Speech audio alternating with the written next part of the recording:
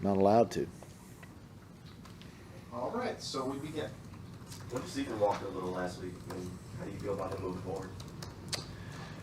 Feel great about him. Obviously, he's been here. He's worn a lot of hats for us. He's played inside, he's played outside, he's played both tackle spots. I think after the first little bit of the game, he's really settled in, did some nice things, and got a lot of confidence moving forward.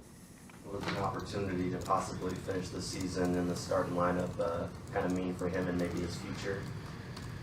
Well, I mean, there's a lot of season left, but I think it's a great opportunity for him, to embrace. I think it'd be a great question to ask him and see how he feels. But for me, it'd be just a great opportunity, and see where it goes from there. Do you know what he is? I mean, he's played About 6'6", he's played left guard, he's 315. played right tackle, he's played left. He's a left tackle. I think he's a tackle. I think he's a tackle. I mean, I think he's a tackle. Okay. Let's just say that. Yeah. What makes him better suited to play tackle than guard? That you guys have figured out in your 3 years? One, I think he's more comfortable out there. I think that the space element of playing tackle is one thing. Guards, or you don't have to necessarily move as far, and there's a lot more bodies around you.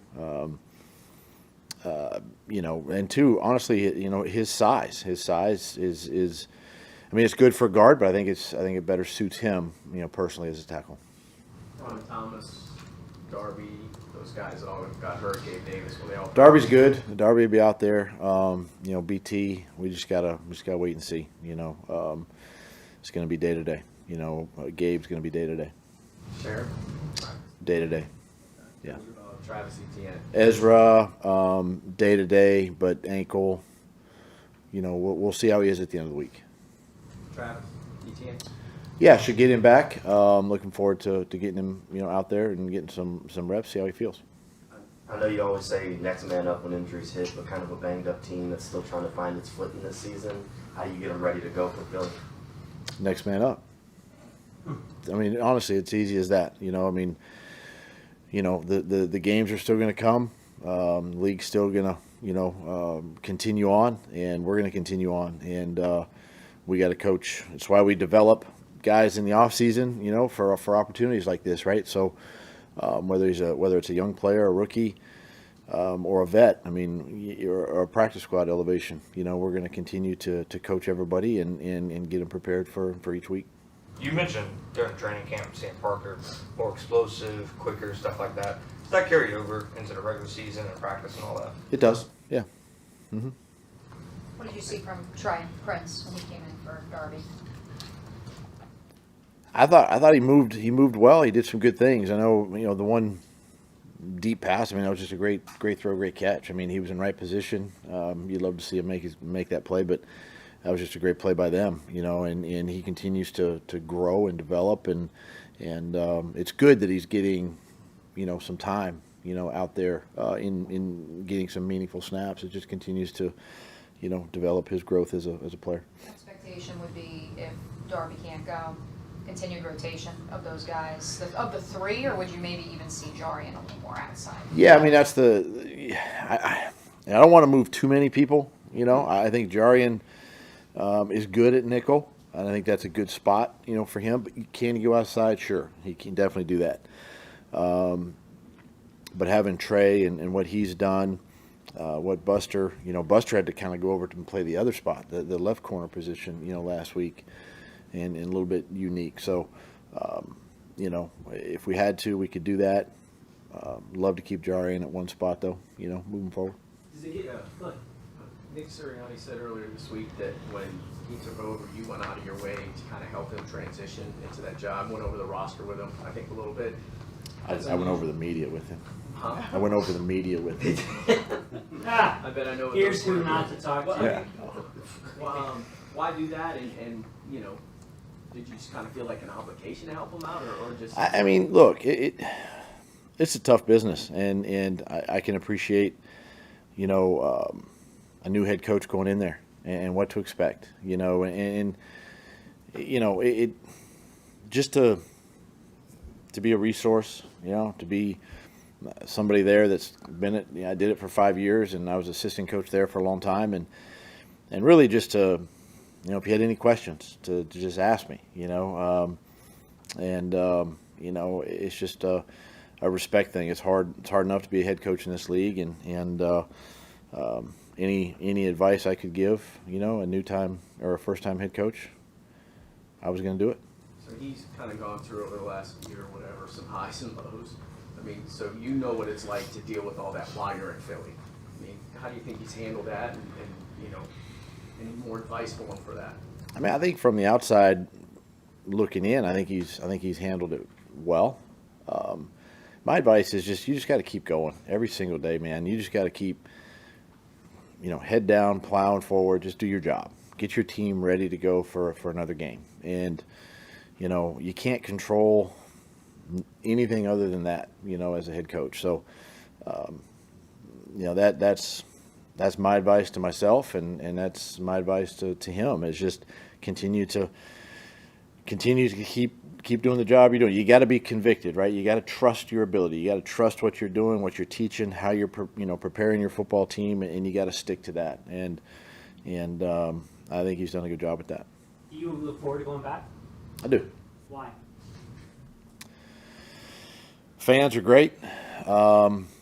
Obviously we won a championship there, and we still got a lot of close friends, family friends. So it's always that place is always going to be, one of the spots for me, that enjoy going back to. Remind me, did you go to the statue 2 years ago? No. Will you? No. Why not? Because it's on the other side of the stadium. Walk around there. It's true. You want me to tailgate too and just say hi to Hot people? dog and a beer? Yeah, exactly. No, I actually have not even seen the statue in person. Okay. Has anyone in your family? Yeah, actually, my brother who passed away a couple years ago, he actually, when he was up there, both of my brothers actually have been there and taken pictures. Yeah. Is it, now that you're however many years into this, is it easier to trade or cut guys in the middle of the season? It's Or is it never. still a hard thing It's to do? never easy. I've been one of those guys, so I know it's never easy. And now you're on this side of it, and it's tough. And the biggest thing for me too, I think, is just how much you appreciate, what the players have put in, and the hard work, and whether they were drafted here or not. I mean, it's never easy. Hey Doug, Cam didn't play at all on Sunday, and I'm curious what went into that decision. Cam Robinson. Well, if you remember, he was in the protocol, all week, and then Walker took all the plays, all the snaps during the week, and so we felt best for the 5 offensive linemen and really the 8 who were going to dress that for that game, once Cam got cleared, that he would go in as the backup tackle. And then for special teams as well, he didn't play on field goal block or Correct. anything. Yeah. Was that planned as well, the same sort of situation? Yeah, it was all part of the plan. When you make a midseason move, no matter who it is, but especially a guy who started, do you have to manage the locker room on that, or Sure. how hard is that? Well, this time of year, guys get nervous. Trade deadline's next Tuesday, right? And we've already seen it around the league. Some top guys. I mean, you look at Devontae Adams and Mari Cooper and D-Hop, guys like that. I mean, it's the way the league is, the way our business is, and teams are always making those types of decisions. So I do feel an obligation to kind of ease the mind of the players, and just say, guys, let's just continue to work and build. Only control what you can control, and that's your job, and don't worry about the other.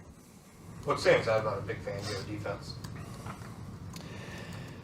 I've gone against Vic now for a while, whether he was in Miami, Chicago, Denver, places like that. I mean, it's a multiple front. They're going to give you, 4 D linemen, 3 D tackles at times. They'll give you, base nickel. There's multiple, right? And then the back end. It's a disciplined group. It's a physical group.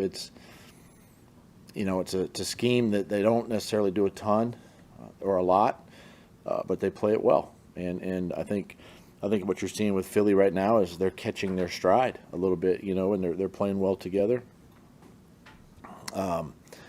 We'll see where Darius is, obviously, as the week goes, but they're gaining more confidence each week, and that's obviously a credit to what Coach Fangio's done up there. Foster or Van Lanen is your swing tackle moving forward?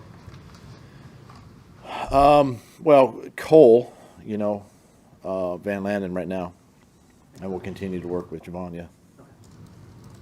Jalen Hurts, just what have you sort of seen from him as the season has progressed, and what's going to be the challenge on Sunday? I think the challenge obviously is his, the ability to create plays, the ones that aren't there, and he makes them. He's really good outside the pocket. He's tough to bring down. He's strong, powerful, and he's improved so much in the passing game too. And he's obviously got some weapons around him. And it just, again, another player that is playing with confidence. Again, they're kind of catching their stride from early in the season. When they had a couple losses there, but he makes it go. Offensively, and the challenge is to contain him if you can. It's a big, it's a zone run scheme with the RPO stuff and the ability to run the quarterback. So just got to stay disciplined and trust your eyes. Keelan Robinson having his practice window open. What can he kind of provide you guys once he gets back in the swing of things? I mean, we'll see, right? We'll see.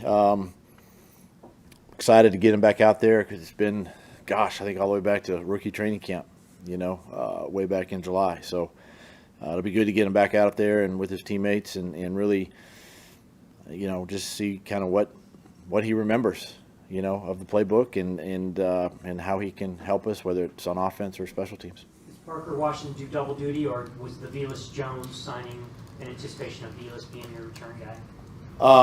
No, right now I think Parker can do both. I think he's very capable of doing both. I think, Velas, we're excited to get him and get him back out there, get him out there with our guys and get him sort of, we got to get him caught up, and see where that one goes. Anybody else? Are you guys planning on leaving for Philly Friday or even Saturday? Saturday morning. You're already Saturday. Yeah, we'll do Saturday morning. Okay. Yeah. And then just on Parker, obviously we know Christian done for the year, but then depending on Gabe and Brian's status, who would be next man up at the wide receiver position? Yeah, I mean, if you look at obviously you have to go into your practice roster. So you got Elijah Cooks, Austin Trammell, and Josh Cephas. So any one of those three, we'll get them all reps this week, and we'll make a decision based on how those other guys feel, Friday, Saturday.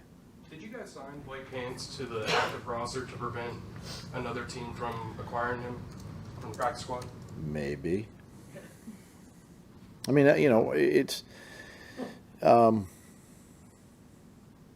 kind of stuff happens, right? I mean, and you want to keep as many good players as you can. Can't keep them all, but you want to keep the ones that can help you moving forward. And we decided to move them up to the 53. Thanks, Coach. Thanks, Thanks, guys. appreciate it.